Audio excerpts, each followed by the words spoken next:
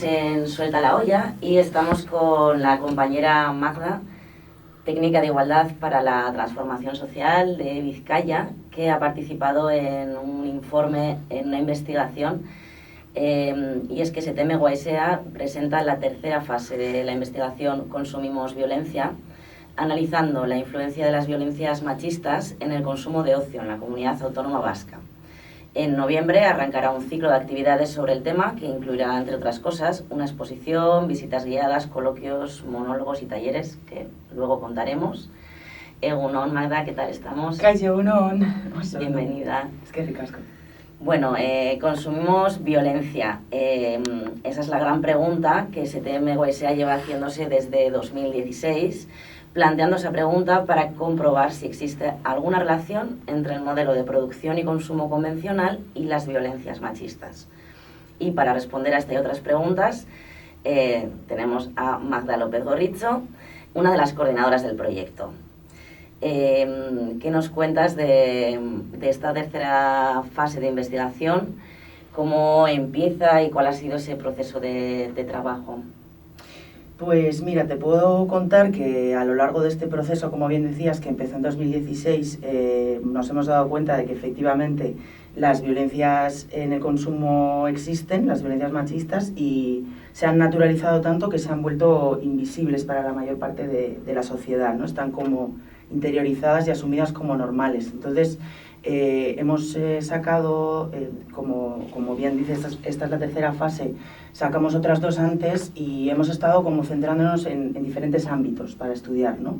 Y bueno, después de un análisis enorme en un grupo de expertas, que ha sido como el grupo motor, ¿no? de esta investigación, pues entre muchos temas apareció el ocio como un tema muy interesante para estudiar, porque veíamos que no se habían hecho tantos estudios sobre este tema, y que a la vez es un engranaje más, ¿no? Dentro del sistema, y también como por la vía de luego pensar en propuestas, ¿no? En qué, bueno, y qué podemos hacer o cómo puede haber un ocio libre de violencias machistas.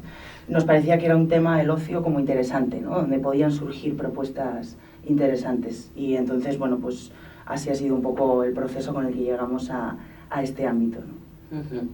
Porque, bueno, te voy a preguntar qué es el ocio y demás, pero antes de eso, en esa metodología, ¿cómo? Porque creo que teníais grupos de trabajo, de encuestas. Sí, la metodología que utilizamos en estas investigaciones se llama investigación de acción participativa feminista, ¿no?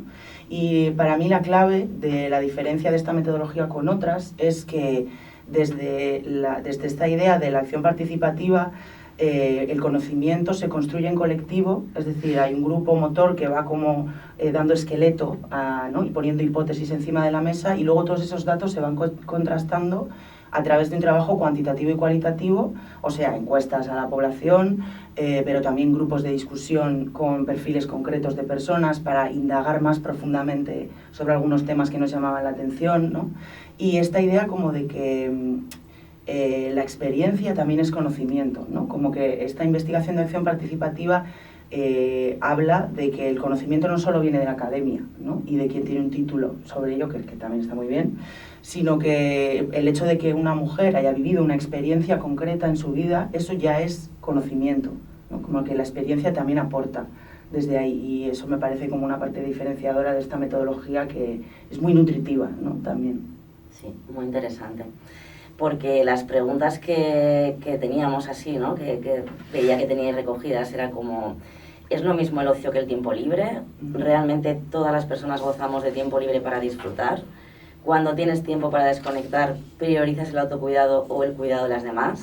¿Te has sentido mal por aprovechar tu tiempo para no hacer absolutamente nada? ¿Tienes que negociar siempre tus opiniones de ocio, tus opciones de ocio con tu pareja? ¿Alguna vez has sentido dificultades para socializar por motivos económicos, por ser mujer, por no representar una feminidad suficientemente normativa, por ser madre, por ser una persona gorda, migrada o racializada, o por tener diversidad funcional? ¿Existe una oferta de ocio acorde con la diversidad sexual y de género de nuestra sociedad? ¿Has sentido incomodidad o has sufrido violencia física, psicológica o sexual en un espacio de ocio? Bueno, un montón de preguntas, y que además están atravesadas por diferentes opresiones. Cuéntanos un poco. Pues mira, esto también ha sido como algo en lo que en esta tercera fase hemos querido poner más atención, es justo en la interseccionalidad, ¿no? En fases anteriores hemos usado varios ámbitos, ¿no? Como dentro de una misma investigación, explorar muchos ámbitos, ¿no? Y esta vez hemos decidido escoger solo uno para poder entrar más profundamente en cómo la interseccionalidad juega un gran papel aquí, ¿no? Porque cuantas más opresiones atraviesan tu cuerpo y tu vida, más complicado va a ser que puedas acceder a un ocio de calidad, ¿no? Sobre todo porque una de las cosas que hemos descubierto, que bueno, tampoco parece algo tan raro, ¿no? Pero es que efectivamente el ocio también es un eslabón del sistema y que por lo tanto reproduce violencias, ¿no? para estos cuerpos y para estas personas. Entonces, sí, como que esto ha sido muy importante para nosotras en este proceso, ver esa interseccionalidad, ¿no? Hemos puesto la mirada sobre todo en el tema de racialidad, de diversidad sexual y de género y de diversidad funcional, y de hecho las expertas con las que luego hemos hecho también entrevistas pues iban un poco como en estos ejes, y esto ha sido como para mí una de las partes más interesantes del trabajo, ¿no? Como más complejas también, pero muy interesante ver cómo esas violencias se entrelazan y cómo se multiplican cuando varias opresiones te atraviesan, ¿no? ¿Nos puedes contar un poquito los resultados o las conclusiones de...? Sí, claro. Yo encantada, además.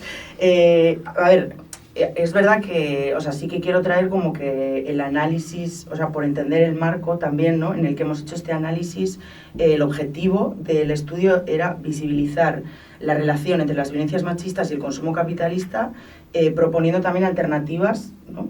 Como decía antes, desde un consumo crítico, responsable y transformador. Entonces, en este marco sí que lo que hemos estudiado ha sido el consumo capitalista como tal, ¿no? Y entonces, como que muchas conclusiones a las que hemos llegado, en parte, o por lo menos para mí, ¿no? Desde lo personal en el proceso, ha sido como, uy, qué raro esto, ¿no? O sea, como esta cosa que dices, vale, sí, obviamente, ¿no?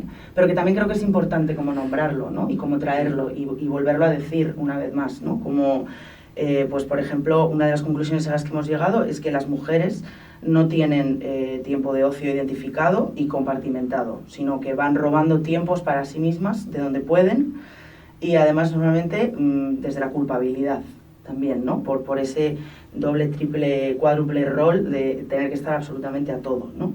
O cómo el ocio en esta sociedad se convierte en otra forma que tiene el sistema, que siempre es muy inteligente en reinventarse, de consumir y no parar, ¿no? Como surgía mucho esta idea de, claro, muchas veces usamos el ocio para formarnos porque queremos engordar nuestro currículum, o hacemos deporte para no petar, pero no, o sea, no desde el que gusto hacer esto, no desde el conectar con mis deseos, con mis necesidades y expandirme desde ahí, ¿no? Y disfrutar desde ahí, sino casi como corriendo y como otra forma más de entrar en esa dinámica del sistema que es el consumo, ¿no? Y luego, por ejemplo, veíamos que el ocio se entiende desde una lógica consumista y excluyente, porque lo que llamamos el modelo BBVA, ¿no? Varón, blanco, burgués y adulto, ¿no? Como el modelo que está creado para ese perfil, es lo aspiracional, ¿no? Al principio veíamos, por ejemplo, pues la mayoría de las actividades que hace la gente no son necesariamente actividades costosas, actividades de pago, ¿no? Pero lo aspiracional es eso. O sea, al final, cuando decías, vale, ¿y qué cosas querrías hacer si no fuese por ciertos obstáculos? El tiempo, ¿no? El dinero. Claro, y todo el mundo quiere viajar, el spa, ¿no? O sea, como que hay una aspiración en llegar a ese lugar, ¿no? A un modelo de actividades costosas que no respetan el medio ambiente, que son solo para unos pocos, ¿no? Y luego veíamos que los principales obstáculos, por ejemplo, para que cada quien pueda hacer lo que quiera con su tiempo, son la falta de tiempo, la falta de dinero y el cuidado de otras personas y el cansancio, que son consecuencias directas del capitalismo, ¿no? O sea, que son cosas como que podemos decir, sí, esto no me descuadra, ¿no? Pero es importante como hablar de ello, ¿no? Lo mismo que vimos con mucha claridad que la división sexual del trabajo, los roles de género, el amor romántico, influyen en el consumo de ocio de las mujeres.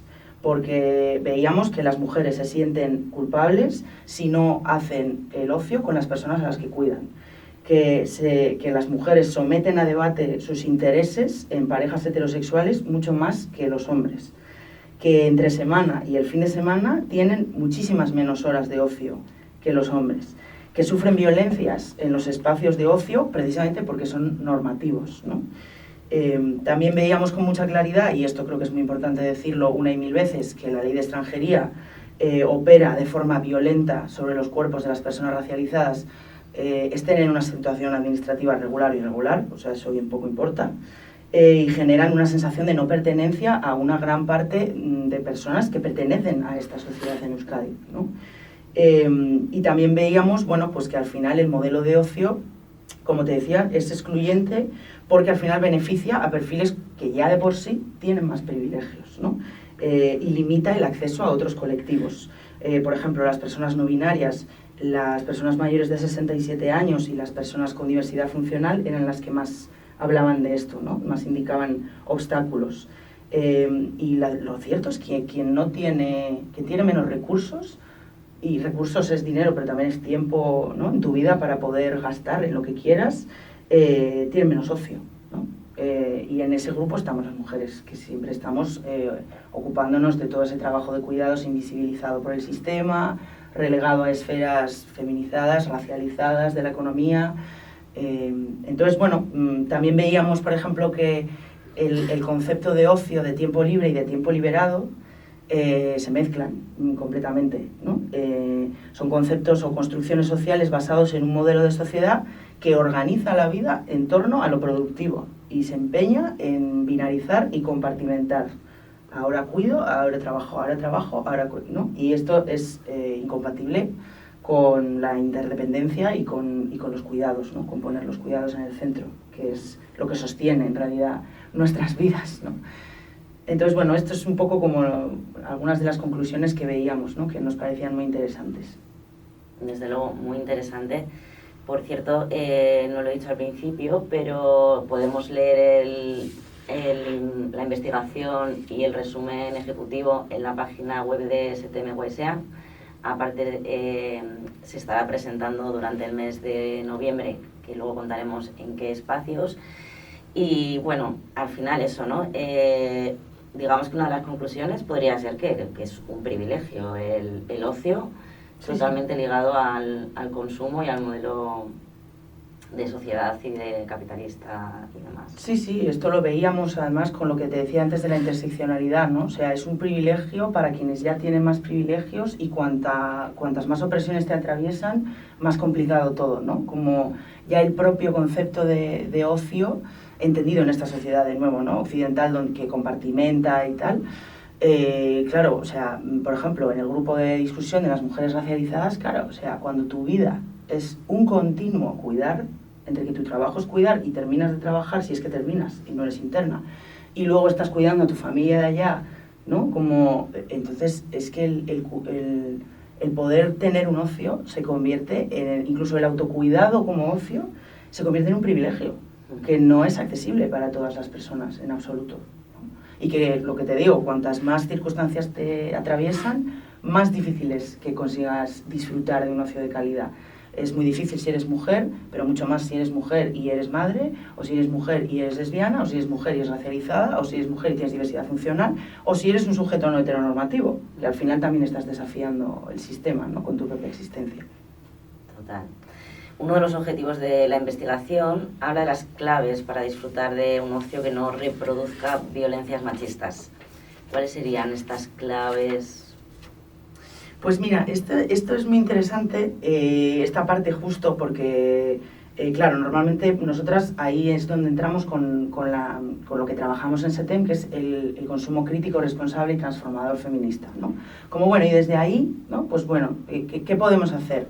Y nosotras trabajamos en esta idea que se llama los 3 poderes, ¿no? Como cuando pensamos en alternativas, podemos pensar desde el poder individual, o sea, qué cosas puedo hacer yo en mi día a día, en mi vida normal, para consumir de una forma más crítica, para decidir consumir algo o no, no solo en base a criterios de acumulación de capital o de crecimiento económico, sino en base a criterios medioambientales, sociales, ¿no? Y decido comprarle la camiseta a los del Top Manta en vez de comprársela a Amancio Ortega porque quiero apoyar una cosa y no otra, ¿no?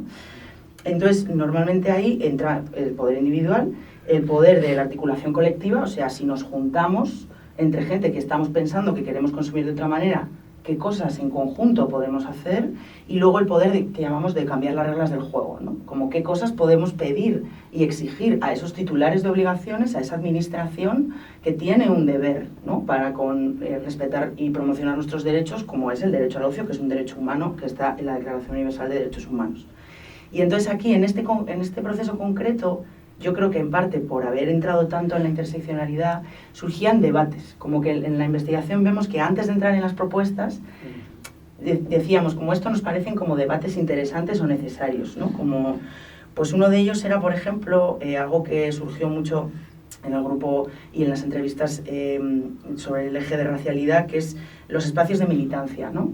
Como en parte un espacio seguro, porque normalmente las personas que se acercan a esos espacios, bueno, entendemos que suelen tener una forma de estar y de pensar en el mundo, ¿no?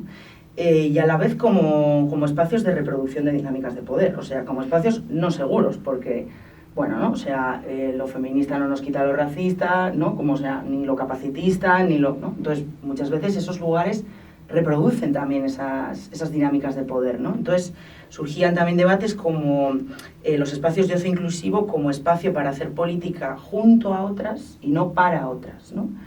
Como que salían, por ejemplo, esta cosa de, bueno, pues igual hacemos una actividad desde cualquier colectivo, proponemos una actividad y decimos, ponemos servicio de cuidado. Y nosotras eso lo vemos como algo importante de hacer, ¿no? Como el decir, bueno, puedes venir con tu criatura y puedes, ¿no? Como hay un lugar donde se le va a cuidar a tu criatura y, ¿no? Y puedes venir a esto, que igual te apetece venir sola o no. Y entonces, por ejemplo, pues Mónica Goitaire, que es la experta a la que entrevistamos en el tema de racialidad, que la verdad que es brillante todo lo que trae, pues decía, ¿no? Claro, es que esto implica que a mí me estás diciendo que en esa actividad que tú estás haciendo no das la bienvenida a las niñas, o sea, en parte, ¿no? Tú es una charla igual y no quieres que haya niñas molestando, ¿no? Entre comillas, por así decir. Y claro, ella decía, hay muchas mujeres racializadas que no van a acercarse a ese lugar, porque ella decía, para nosotras, haber traído a nuestros hijos hasta aquí es un logro enorme, y para nosotras ir con nuestras criaturas a todas partes es algo maravilloso. Entonces, ¿no? ¿Cómo hacemos para que esos espacios se construyan junto a las personas con las que queremos estar y no que nosotras decidamos lo que es mejor para el resto, ¿no? Como, también surgía el debate de si espacios de ocio mixtos o no mixtos. Nosotras en casi todos los debates proponíamos, lo interesante no es elegir, ¿no? Una de ellas, sino como saber en qué momentos lo suyo es tener un espacio no mixto y en qué momentos lo suyo es tener un espacio mixto, ¿no? Como hacer la apertura. Porque es verdad que también veíamos que en el ocio sigue habiendo en la idea, como en la sociedad, esta idea vincular, ¿no? Como de que usamos el ocio para conocer gente, para encontrarnos con colegas, con personas, ¿no? Como para vincularnos, ¿no? Y entonces, claro, pues por un lado, el tener un espacio no mixto, pues para ciertas cosas nos da más confianza, porque estamos con personas, ¿no? Con las que igual nuestras experiencias se identifican más, pero a la vez el estar en un espacio mixto es mucha diversidad, ¿no? Y también te hace aprender otras cosas de otras realidades y de otras personas que viven una vida diferente, ¿no? Entonces veíamos como, bueno, pues qué interesante sería poder elegir una cosa u otra en función de cuál sea el objetivo de esa actividad, de lo que sea que estamos organizando, ¿no? Pero sobre todo la colectividad, o sea, como aprender mucho de los feminismos también de colonial y gitano, una visión más inclusiva de esos espacios más comunitaria, ¿no?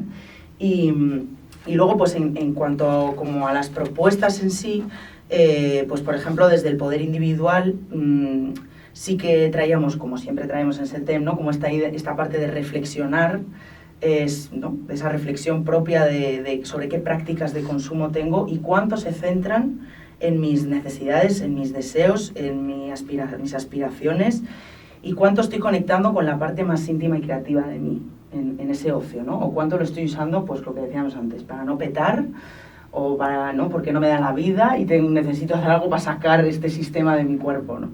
Luego, desde el poder de la fuerza colectiva, pues veíamos interesante, por ejemplo, crear concursos sobre ideas creativas para diseñar actividades de ocio inclusivo e igualitario, establecer redes entre colectivos para ver cómo podemos llegar a ese ocio interseccional, ¿no? Ocupar el espacio público también, que aquí, en contraste con otros lugares del mundo, no hay que pedir permiso hasta Pastor Nudal, en la Gran Vía, casi, ¿no? Apoyar las luchas sociales en favor de la disminución de la jornada laboral, porque si trabajamos menos horas, vamos a tener más horas para disfrutar, ¿no? Y desde ese lugar del poder de cambiar las reglas del juego, pues, bueno, veíamos muy importante como la incidencia política, ¿no? Por un lado, ¿no? Pues para un sistema público de cuidados, para que las personas que cuidan también disfruten del ocio, porque era una cosa que veíamos mucho en la investigación, ¿no? Que las personas que cuidan, o sea, es que es que el ocio al que llegan es paupérrimo, ¿no? Incidencia política para derogar la ley de extranjería, ¿no? Incidencia política para cambiar ordenanzas municipales que dificultan el uso de los espacios públicos con libertad, ¿no? Y luego también pues cosas como más concretas, ¿no? Pues participar en convocatorias de movilización ciudadana, por ejemplo, como la ILP de regularización ya, en las manifestaciones a favor de las personas manteras, de las empleadas del hogar migradas, en contra de la violencia policial hacia personas migradas, o cosas de colectivos más concretos, ¿no? Solicitar a la administración pública que, por ejemplo, las personas que acompañan a personas con diversidad funcional no tengan que pagar por el ocio, porque esto también lo veíamos, decíamos, pues qué interesante que en el transporte, por ejemplo, hay muchos como descuentos, ¿no? Para personas que tienen que acompañar a personas con diversidad funcional, pero esto no sé cómo decirte, pues en el teatro, en el cine, en el gimnasio, pues no pasa, ¿no? Y entonces, claro, eso es un impedimento para una persona a la que ya le está atravesando una opresión que hace que su vida sea muy complicada en el sistema en el que vivimos, ¿no? Entonces, bueno, estas eran algunas de las cosas que veíamos. También no las digo todas, como para dejar un poco de intriga, para que la gente pueda ir a leer la investigación o el resumen, que son muy interesantes, la verdad, y entonces animo a todas, todos y todes a echar un ojo, pero bueno, por aquí van los tiros un poco, ¿no? Muy interesante, yo también animo a leerlo.